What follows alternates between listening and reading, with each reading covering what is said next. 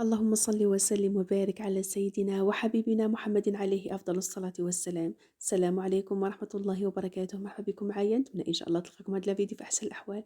كيف ما كتلاحظوا أخواتي، اليوم إن شاء الله غنشارك معكم بيتزا تاكوس، يعني مزيج ما بين البيتزا والتاكوس، كيجيو ولا أروع. نتمنى إن شاء الله تجربوه هنا لاستحسانكم ويعجبكم. إذا بسم الله على بركة الله. هنا عندي كمية كثيرة ديال الدجاج، كنضيف ليه الملح، إبزار أو الفلفل الأسود، تحميرة أو بابريكا،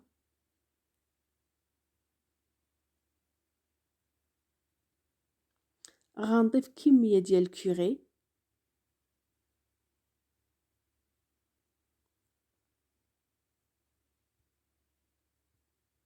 غنضيف كذلك 3 الفصوص ديال الثومه يكونوا كبار، وملعقه كبيره ديال صلصه الطماطم،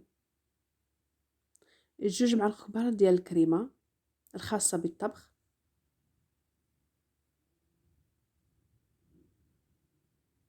كنخلطوا اخواتي هاد المكونات مزيان. بالنسبه للكميه ديال الدجاج فكيبقى على حساب عدد الاشخاص. انا تقريبا عندي كيلو ديال الدجاج. نسيت اخواتي في الاول، يعني ما ضفتش سكينجبير. غنضيف سكينجبير وغنخلط هاد المكونات وغنخليو هاد الدجاج يتشرب لينا لا ماريناد مزيان. في هاد الاثناء غندوز باش نوجد الصلصه ديال الطماطم. هنا عندي لا بيوري ديال المطيشه، ضفت عليها الملح، ابزار، فص ديال الثومه يكون كبير. غنضيف كذلك تقريبا 2 معالق كبار ديال زيت الزيتون. غنخلط هاد المكونات مزيان ومن بعد غنردوهم فوق النار. كيف ما كتلاحظوا اخواتي كنردو هاد الصلصه فوق النار وكنبقاو نحركو حتى كتعقد مزيان. كيف ما كتلاحظوا معايا هنا خليتها شويه عقدت بكثر من اللازم. في هاد الاثناء غنضيف الزعتر اولا الزعتره، يعني المتوفر عندكم. غنخلي الصلصه جانبا. غندوز باش نوجد الدجاج. انا كناخذ مقله كنوضعوا فيها شويه ديال زيت المائده وكنطيبوا الدجاج ديالنا عادي. كنبقاو نحركوه مره مره حتى يعني كيطيب لينا مزيان وكنزولوه.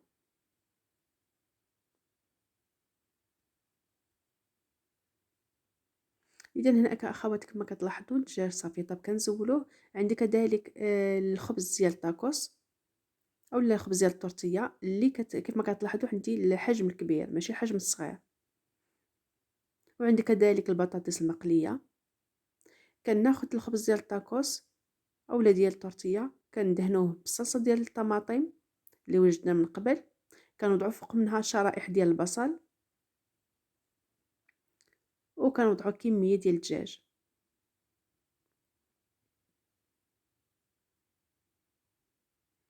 غنوضعوا فوق منه البطاطس المقليه اولا الفريت وغنوضعوا الصلصه. هنا كتوضعوا اي صلصه كتعجبكم، سواء ديال البرغر اولا ديال الباربيكيو اولا الكيتشوب مخلطه مع مايونيز. وكنحاولوا نزيدوا الطاكوس ديالنا بهذا الشكل. كيف ما كتلاحظوا اخواتي الحجم ديال الطاكوس راه كبير، يعني الحجم ديال الورقه كتكون كبيره. كنوضعوا في اللاطه ديال الفرن.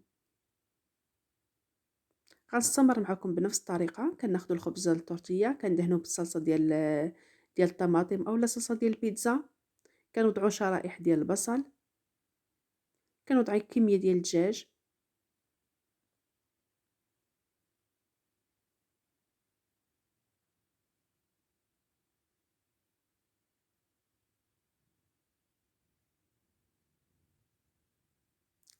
غنوضع الفريت.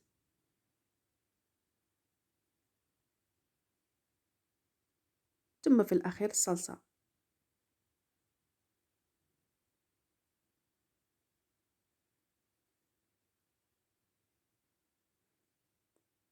كنطويو الطاكوس ديالنا مزيان وغنوضعوه في اللاطه ديال الفرن.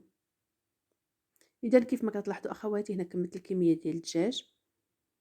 كتقطعوا يعني الطاكوس ديالكم كتقطعوه سواء على 3 اولا على 4 اولا على نصفين. كيف ما كتلاحظوا معايا انا بغيت الحبات يكونوا شويه كبار فقطعت كل يعني كل طرف ديال التاكوس قطعته على زوج، يعني كتقسموه على حسب الرغبة ديالكم.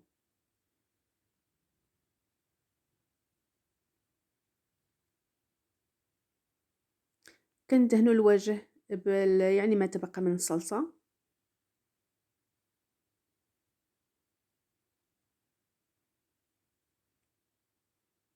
في هاد الأثناء كنوضعوا موتزاريلا.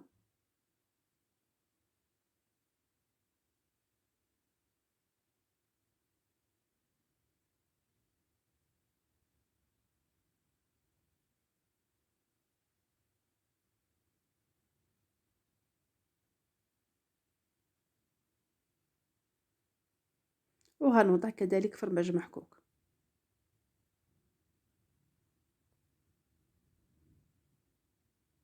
ممكن توضعوا أو نوع فقط واحد ديال الفرماج، وكندخلوهم الفرن أخواتي كيف ما كتلاحظوا معايا حتى كيتحمروا كيطيبوا كنزولوهم. هنا كنرش بشوية ديال الزعتر، وكنزين بالقليل ديال المعدنوس.